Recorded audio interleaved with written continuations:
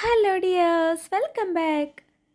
ഇന്ന് നമുക്ക് എളുപ്പത്തിലുണ്ടാക്കാവുന്ന ഒരു ചിക്കൻ സ്പ്രിംഗ് റോളിൻ്റെ റെസിപ്പി കാണാം.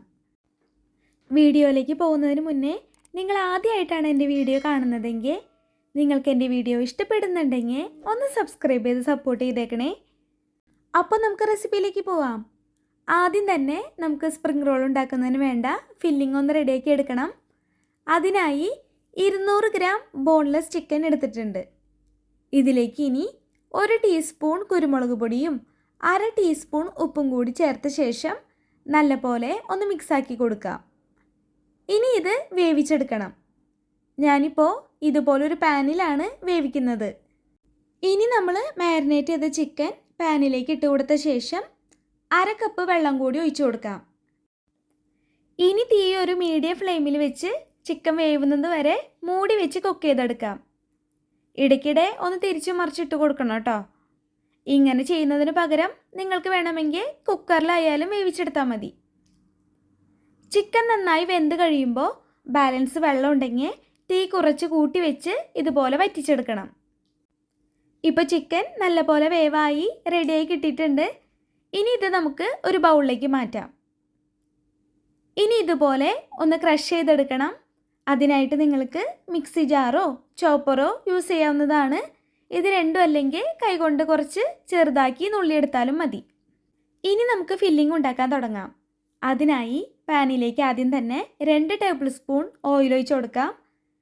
ഇനി ഇതിലേക്ക് നീളത്തിൽ കനം കുറച്ച് അരിഞ്ഞെടുത്ത 1 കപ്പ് ക്യാരറ്റ്, 1/2 കപ്പ് അളവിൽ ക്യാപ്സിക്കം, 1 കപ്പ് ക്യാബേജ് ഇത്രയും ചേർത്ത ശേഷം നല്ലപോലെ ഒന്ന് ഇളക്കി കൊടുത്ത് വഴറ്റിയെടുക്കണം. ഒരുപാട് അങ്ങ് വേവിച്ച് വഴറ്റിയെടുക്കേണ്ടതില്ല കേട്ടോ. ഒരു 2-3 മിനിറ്റ് നേരം ഒന്ന് കുക്ക് ചെയ്തെടുത്ത് കഴിഞ്ഞാൽ ഇതിലേക്ക് ഇനി 1/2 ടീസ്പൂൺ ഉപ്പും 1/4 ടീസ്പൂൺ അളവിൽ ചില്ലി ഫ്ലേക്സും 1 ടീസ്പൂൺ കുരുമുളക് പൊടിയും ചേർത്ത് കൊടുക്കാം. നിങ്ങൾക്കിപ്പോൾ കൂടുതൽ എരിവ് വേണമെന്നുണ്ടെങ്കിൽ അതനുസരിച്ച് കുരുമുളക് പൊടിയും ചില്ലി ഫ്ലേക്സും കുറച്ചുകൂടെ കൂടുതൽ ചേർത്ത് കൊടുത്തോളൂ. ഇതെല്ലാം നല്ലപോലെ ഒന്ന് മിക്സാക്കി എടുത്തു കഴിഞ്ഞാൽ ഇതിലേക്ക് ഇനി 1 ടീസ്പൂൺ അളവിൽ സോയ സോസ് ചേർക്കാം. സോയ സോസ് ചേർക്കുമ്പോൾ കൂടി പോയാൽ അതിൻ്റെ ഫ്ലേവർ റോള് കഴിക്കുമ്പോൾ മുന്നിട്ട് നിൽക്കും. അതുകൊണ്ട് ഈ ഒരു അളവിൽ തന്നെ ചേർത്ത് കൊടുത്താൽ മതിയാവും കേട്ടോ. ഇനി നമുക്കിതിലേക്ക് ക്രഷ് ചെയ്ത് വെച്ച ചിക്കൻ കൂടി ചേർത്ത് നല്ലപോലെ ഒന്ന് ഇളക്കി യോജിപ്പിച്ചെടുത്ത ശേഷം നമുക്കിനി ഫ്ലെയിം ഓഫ് ചെയ്യാം.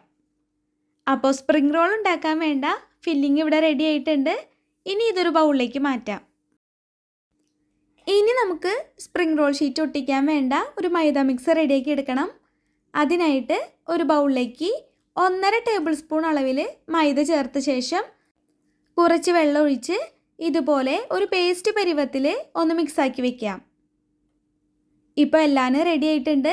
ഇനി നമുക്ക് സ്പ്രിംഗ് റോൾ ഉണ്ടാക്കാം. അതിനായിട്ട് സിഡ്സിൻ്റെ സ്പ്രിംഗ് റോൾ ഷീറ്റാണ് ഞാൻ എടുത്തിരിക്കുന്നത്.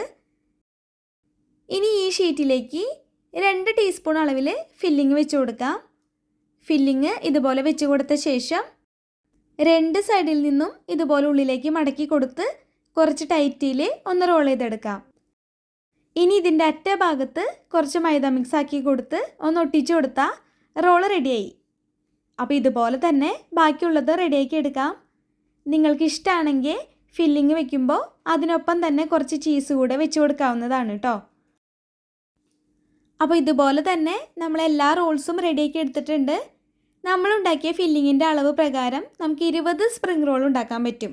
ഞാനിപ്പോൾ അതിൽ 10 എണ്ണം മാത്രമേ റെഡിയാക്കി എടുത്തിട്ടുള്ളൂ. ഇനി നമുക്ക് ഫ്രൈ ആക്കി എടുക്കാം. പാനിലേക്ക് എണ്ണ ഒഴിച്ച് എണ്ണ ചൂടായിട്ട് വരുമ്പോൾ ഓരോന്നായിട്ട് ഇട്ട് കൊടുത്ത് ഫ്രൈ ആക്കി എടുക്കാം.